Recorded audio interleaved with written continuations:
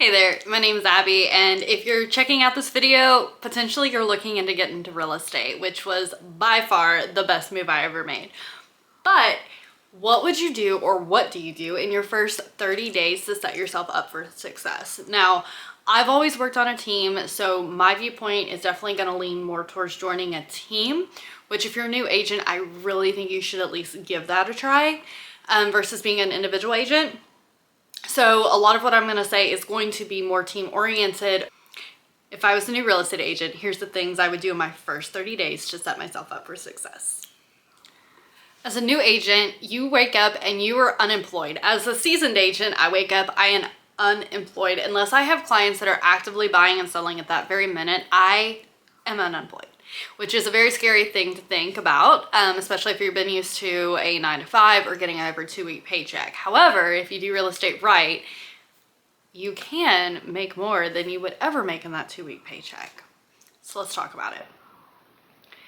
If I woke up today as a brand new real estate agent, knowing what I know now, the very first thing I would do would be get together a list of 50 people that you know or kind of know, and keep that list, keep them organized, get their names, addresses, birthdays, phone numbers, emails, all of those things. It's a great way to reach out to people and say, hey, listen, I'm updating my list. You can call it your VIP list, whatever you want to call it. I'm updating this list. Can I get your updated email? Can I get your updated address? Whatever that looks like for you. Love to definitely add you to my VIP list, so let's do that. Those top 50 people is what we call them. We call them top 50. Those top 50 people are going to, the idea is they're going to give you a referral a year, one each, which would be 50 deals. Obviously, that's probably not completely going to happen. However, the more you work that system and the more you love on them, the more they're going to give you in return. Now, as a new agent, you may say, I don't have 50 people. Yeah, you do. You probably have Facebook, you probably have Instagram, you probably have friends, families, and uncles, sisters, cousins.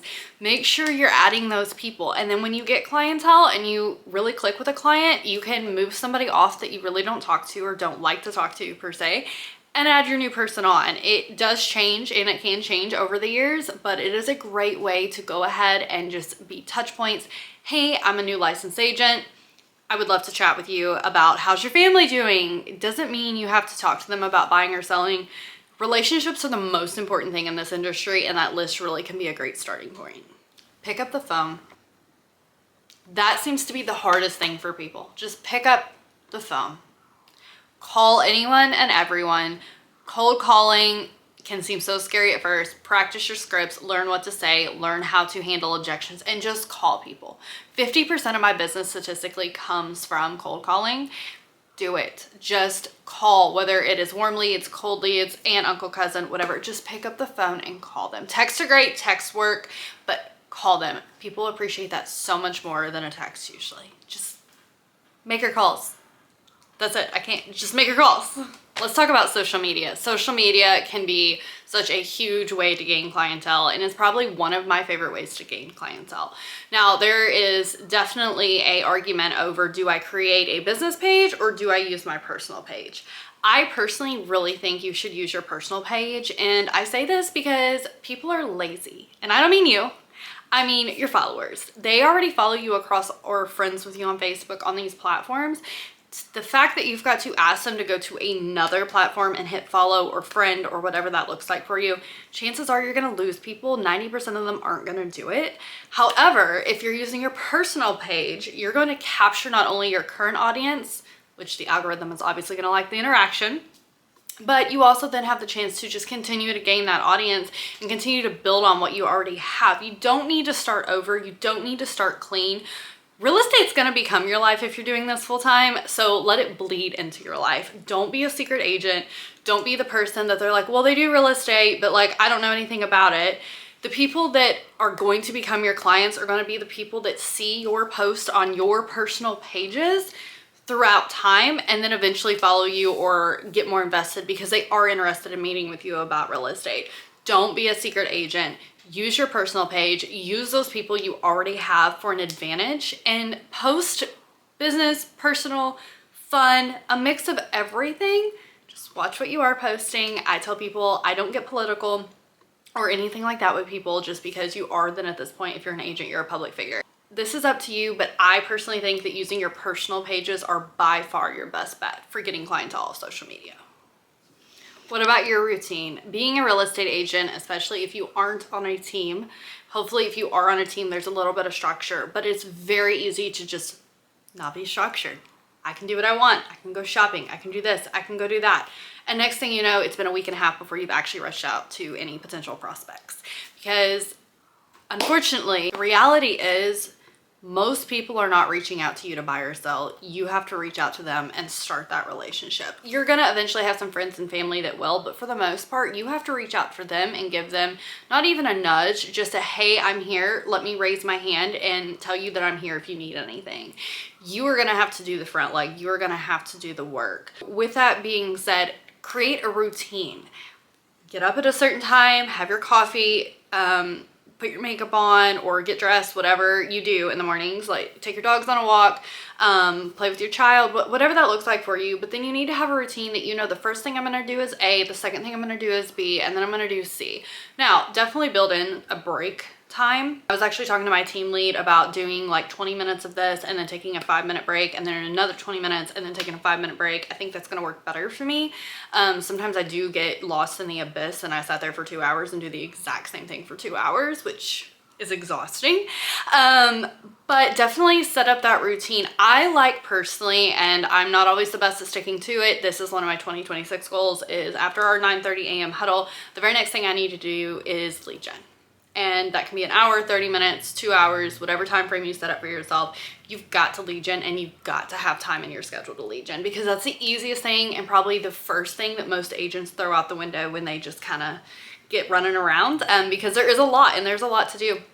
But if you can set yourself up for that lead gen time and make it an appointment in your calendar, then you're already setting yourself up a mile ahead of the agents that are just flying or pop-tarting in and out of places.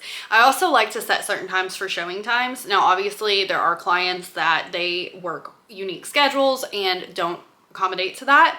But for the most part, I try to show between this time and this time, depending on what days of the week. Kind of protect my sanity and my schedule. It is real estate though. It doesn't always work that way.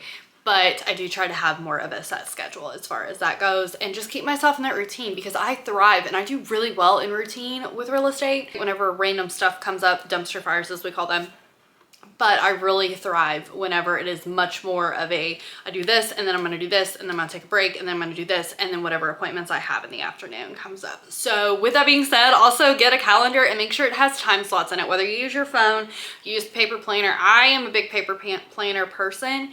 Target has a great one, the Day Designer, that I absolutely love. I am trying to use more of my cell phone, and that's just because my fiance does use just a cell phone and our schedules are kind of crazy. So I do try to put my schedule where he can see it, just so we know who's where, what, when, how. Definitely get yourself a planner and make sure you write everything down. That was probably the best thing I ever did when I first started, was I made sure that I wrote everything down. Even your lead gen time needs to be appointments in your calendar marked out. You can even look up My Perfect Week. That's a great way to look at things. You aren't expected to know it all, especially as a brand new agent. Even as a seasoned agent, you're not going to know it all. So I highly, highly, highly suggest that if you're starting out in real estate, make sure you have somebody that you can go to with questions, whether it be about the contract. Oh, and know the contract. Know that contract that you're writing on front and back. Sit down with your broker, whoever that person may be. Make sure you go through it, ask questions, fully understand what that contract legally says, so you actually yourself can very confidently write up a very competitive offer. I sat down with my broker at the time, back when I first got in real estate, went line by line, just made sure I understood it. And whenever I came back to Indiana, I also did the same thing. I sat down with my new broker and I went through line by line, because things change sometimes every year, and made sure I completely understood the contract and I talked through everything with him. But find somebody, whether it's your team lead, another agent, whatever that needs to be, find someone who is willing to sit down with you and can answer any questions you may have about getting into real estate, answer questions about the contract, answer questions about certain scenarios or what to say or how to say things. And just make sure you have somebody that you can call to just assist you, because you're not going to know everything. They're not going to know everything. And real estate really does do better when you surround yourself with people that are willing to help you, especially when you first start. Probably my number one thing I should have told you right from the get-go is make sure you set goals. Sit down with your team lead, your broker, whoever that needs to be, and come up with how much money you're wanting to make a year, what your average commission is in your market, how many homes you need to sell to reach that goal, and really get a picture of what you want things to look like. Come up with your why. Why are you doing this? Why are you getting into real estate? Dig really deep, and then set yourself up with those goals to meet those goals. I'm a visual person, so I stick stuff on my computer, I stick stuff at my desk, I stick stuff on the walls. I just make it we even talk in our team meetings about our goals and set other goals that we visually have graphs to look at. My admin does a fantastic job with making sure those are updated and everything. So when we come into Thursday meeting, we know on certain goals where we stand and where we're at and what we need to do. We even get a little competitive and we'll say, well, you're here and I'm gonna make sure I keep beating you and stuff like that. It's all friendly competition, but make sure you set goals so you actually kind of have a purpose and know what you are working towards versus just, I sell houses. CRMs are so important. Make sure you have a location to keep leads. If you've talked to them, haven't talked to them, what they're looking for, any side notes as far as that goes. Have you took them to a lender? Have you sent them to somebody else? Have you referred them something else? Just make sure when you talk to them last, all of that, you have an area to keep that, because at the beginning, it's going to be like, yeah, I've talked to 10 people, whatever. But when you have 1,800 people in your pipeline or in your CRM, it's very important that you're able to keep track of all of that. It definitely is a major helper. It is a major organizational tool that I highly recommend keeping organized. Again, if you watch my last video, one of my 2026 goals is to make sure I keep that much more organized than I have been, because it's very easy to fly blind. It's very easy to get a notification on my cell phone and also be at my computer and kind of forget to put something in. So staying organized is one of my top things in my CRM as far as leads go. You're gonna have to do the work. And that's one thing that a lot of people get into real estate and they think, oh, this is easy. I'm gonna make easy money. I'm gonna work only a few hours a day. And I'm here to tell you that that's not gonna work. The other thing that a lot of people get into is they get into it part-time, and I understand that financials can play into that. I completely get that. But my biggest advice to somebody is, if you can set yourself up to go 100% into real estate full-time, not working a second job, all you do is live and breathe real estate, you will set yourself up for a much quicker and smoother transition from career A to real estate if you can just go all in and put in the work and put in the hours and treat it like a real job and not like a side hustle. Now, obviously, if you're just wanting to do it part-time, you have to do it here and there, that's different. But if you're looking to get into this full-time, you have got to commit. And that is something that I think a lot of people struggle with. And again, I understand financials play into that. But if you have the ability to save up the funds before you get into real estate, do that and just commit wholeheartedly. Be at the office every morning, go every day, show up, collab with other people in the office or people on your team, and just treat it like a real job. You will see success if you do all the other things you're supposed to be doing much quicker than somebody that is trying to work it part-time. I could sit here all day and tell you about the things that work for me or things I recommend, but I am gonna leave you with this one right here, and that is learn to accept you're going to be told no. Not once, not twice, probably 500 different times. Every no puts you much closer to your very next yes. Some days I feel like I'm hitting my head against the wall. I've called 100 people, only 3 have answered, and they've all told me to disappear or go away in some unkind words, but that's okay. You just have to learn that you're not everyone's cup of tea. Not everybody's really ready at that time and point that you've talked to them, and at some point they probably will be. But also just not everybody's going to become a client. And something that I had to learn later on that I wish I would have learned really early on is that sometimes people are not worth the headache that they will cause you or the stress. Sometimes it is worth it saying, hey, you know what? I don't think we are going to be a fit together if you don't feel comfortable working with them, and moving on to your next client, because I have learned that those people will drain the life out of you, and then you've all of a sudden got nothing else going on. So highly recommend set those boundaries on the front end, but just know that sometimes you're going to be told no, or they're going to use their aunt, uncle, cousin who just got licensed yesterday, and maybe you've been licensed 2 weeks, maybe you've been licensed 6 years.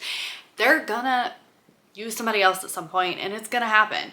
Not everybody is going to become your biggest raving fan, but a lot of people will, and that is really cool whenever somebody calls you and says, hey, I'm calling you because so-and-so said you were fantastic and you were really helpful for them, or so-and-so really was at a bad point in their life and they said that you really just made everything so much smoother and happier, and that's just a great thing. I always tell everybody, we're not, like, houses are part of what we do. We are really in the people business, and we are really here to help people if people actually give us the chance to do so. So learn that somebody saying no is not a huge negative. It happens. It's going to happen. Just move on to your next person. There's a billion people out there. Somebody's looking to buy or sell. Always. Just don't give up. That right there can sum up so much. Work hard and just don't give up, and things will start moving for you.